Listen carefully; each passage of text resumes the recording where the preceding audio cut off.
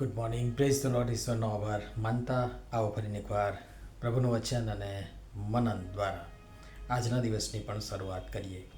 પ્રભુનું વચન કહે છે, અને હોળીમાં જેઓ હતા તેઓએ તેને પગે લાગીને કહ્યું કે ખરેખર તું દેવનો દીકરો છે. માથે લખેલી સુવાર્તા 14મો અધ્યાય 33મી કલમ 22-33 જોવા પ્રયાસ કરશો. આજનો વિચાર: ખ્રિસ્તમાં અતિ પ્રિયવાલા મિત્રો, પ્રભુ ઈસુ ખ્રિસ્તના તારણ સાધક નામમાં આપ સર્વને પ્રેમી સલામ. ફરી એકવાર આજે પ્રભુ ઈસુ શિષ્યો, હોળી, સમુદ્ર, તોફાન વગેરે જોઈએ. આ પ્રસંગ થોડો જુદો છે અને આ પ્રસંગે પ્રભુ ઈસુ ખ્રિસ્તે શિષ્યોને હઠેટ કરીને, એટલે કે એક પ્રકારે ધક્કો મારીને અથવા તો જીદ કરીને હોળીમાં બેસાડી પોતાની આગળ પેલે પાર મોકલી પોતે લોકોને વિદાય કરીને પછી પોતે પ્રાર્થના કરવા પહાડ પર એકાંતે ગયા. આ પ્રતિકાત્મક ચિત્ર છે. પ્રભુની તીવ્ર ઈચ્છા કે લાગણી કે પ્રેમ કે ભાવના અથવા તો અનુકંપા કે હું ને તમે આપણે વિશ્વાસરૂપી વહાણમાં બેસી પેલે પાર જઈએ. જ્યાં પ્રભુ આપણને લઈ જવા માંગે છે, જોવા માંગે છે, ત્યાં જઈએ.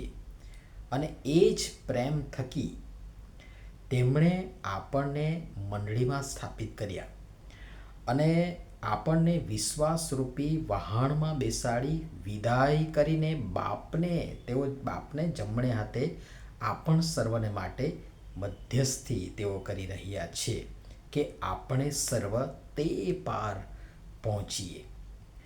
શિષ્યો નીકળ્યા, પણ સમુદ્ર મધ્યે મોજાઓથી હોળી ડાવાડોળ થવા લાગી. આપણે પણ આ જ અથવા તો આવી જ નાવમાં બેસી આત્મિક મુસાફરી આદરી ભવસાગર પાર કરી પ્રભુએ ચીંધેલ એ માર્ગે આગળ વધી ઈચ્છિત બંદરે જઈ રહ્યા છીએ. કિંતુ માર્ગમાં આવા તોફાન આવશે જ આવશે.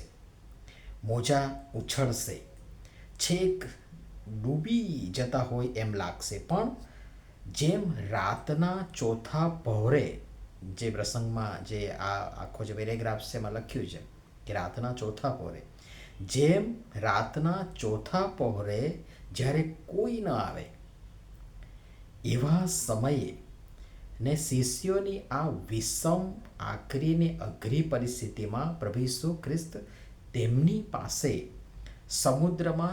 સમુદ્ર પર ચાલતા આવ્યા. તેમજ આજે પણ આપણી આવી વિકટ અને વિષમ પરિસ્થિતિમાં આપણી પાસે આવશે, તેઓ આવશે રાતના ચોથા પહોરે, જ્યારે કોઈ ન આવે, કોઈ ન જાગે. અરે કદાચ પ્રથમ પહોરે પણ કોઈ ન આવે અથવા તો કોઈ નથી આવતું, પણ આપણા પ્રભુ આવે છે. બીજું કે પ્રભુ ઈસુ ખ્રિસ્ત સમુદ્ર પર ચાલીને આવે છે. આપણા માટે અશક્ય, અસંભવ, પણ પ્રભુ માટે બધું જ શક્ય છે. સાથે વિશ્વાસી જીવન પણ સહેલું નથી. સંઘર્ષ છે, સંકટ છે, એક યુદ્ધ છે. શેતાનની જે સામે છે, દેવના રાજ્યમાં જવું કે પેસવું પણ સહેલું નથી. સંઘર્ષ છે, યુદ્ધ કરી વિજયી થઈને પ્રવેશ કરવો પડશે ને એ સમુદ્ર કે પાણી પર ચાલવા જેવું જ છે. પણ ઈસુની સહાયથી અને તેમની કૃપાથી આ આપણે કરી શકીએ છીએ. આગળ વધીએ. એક તો ભર સમુદ્રની મધ્યે ઉપરથી તોફાન, ઉપરથી પાણી પર ચાલતું કોઈ આવે તો શી દશા થાય? કલ્પના કરો.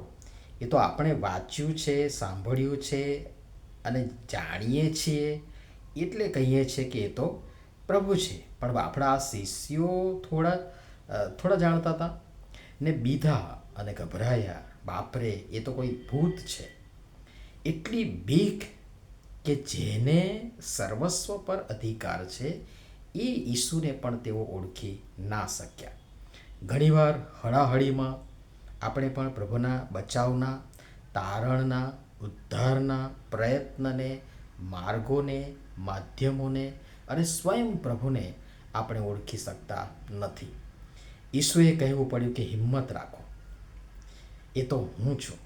બીઓમાં વળી પિત્તરે તો ખાતરી માંગી, સાબિતી માંગી કે જો એ તું હોય તો મને આજ્ઞા આપ કે હું પણ પાણી પર ચાલીને તારી પાસે આવું. અને પ્રભુએ એમ કર્યું, આવ.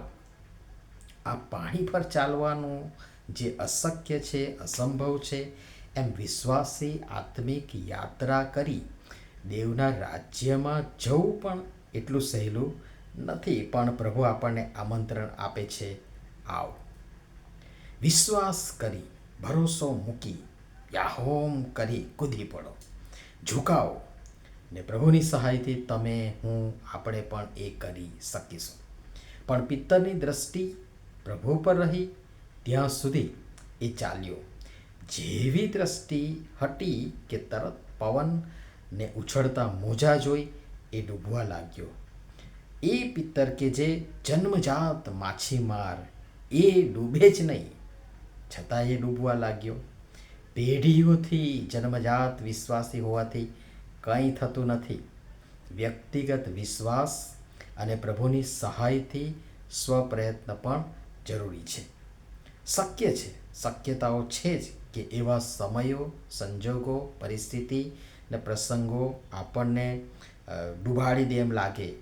પણ જેમ પિત્તરે પ્રભુને બૂમ પાડી, ઓ પ્રભુ મને બચાવ, અને તરત પિત્તરનો હાથ પકડી પ્રભુએ તેને બચાવ્યો, તેમ પ્રભુ આપણને પણ બચાવશે, ઉગારશે, સંદેહ આણ્યા વિના પૂર્ણ વિશ્વાસથી. સંસાર સમુદ્ર ખેડો પાર લઈ જનાર પ્રભુ છે. એ જ આપણા ખેવનહારા, નાવિક અને સુકાની. છેલ્લે પ્રભુ ઈસુ જેવા હોડીમાં ચડ્યા ને પવન અને ઉછળતા મોજા અને તોફાન બંધ થયું.